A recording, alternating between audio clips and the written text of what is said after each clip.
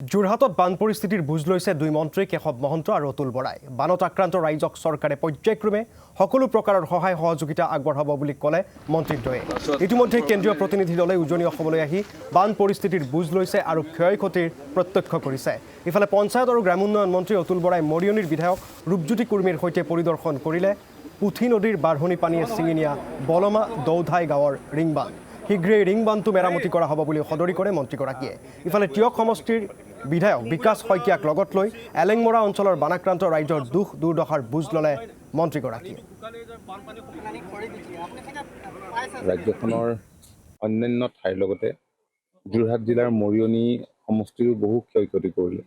যোৰহাট জিলাখনৰ মৰিয়নি, টিয়ক, তিতাবৰ বহু ঠাইতে বানে ক্ষতি কৰিছে, সা সম্পত্তি নষ্ট হৈছে আৰু মৰিয়নিত বহুকেইজন লোকে প্ৰাণ হেৰুৱাইছে। তো আমি য'ত এতিয়া আছোঁ, এখন সৰু নদী এতিয়া মথাউৰি ভাঙি যোৱাৰ ফলত এই গোটেই গাঁওখনত যিবিলাক খেতি বাতি আছিল, খেতি বাতি নষ্ট হৈছে। আৰু এইখন নদীৰ এই মথাউৰিতে 10 ঠাইত এনেধৰণেৰে মানে ছিগিছে। যোৱাকালি চৰাইদেউ, শিৱসাগৰ এইবিলাক ঠাইলৈ গৈছিলোঁ।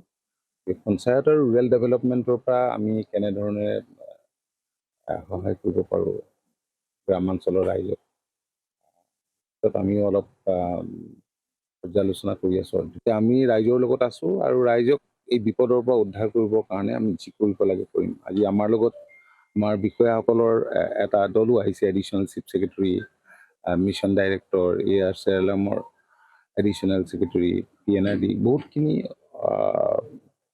বিষয়াও আহিছে, নিজেও চাইছে, ৰাইজৰ সমস্যাবোৰ খুব ওচৰৰ পৰা দেখিছে। গতিকে পৰিকল্পনাবিলাক ভৱিষ্যতৰ দিনত ভালদৰে লৈ ঠিক ঠাক কৰিব লাগিব আৰু এইখিনি কাম আমি কৰিব লাগিব।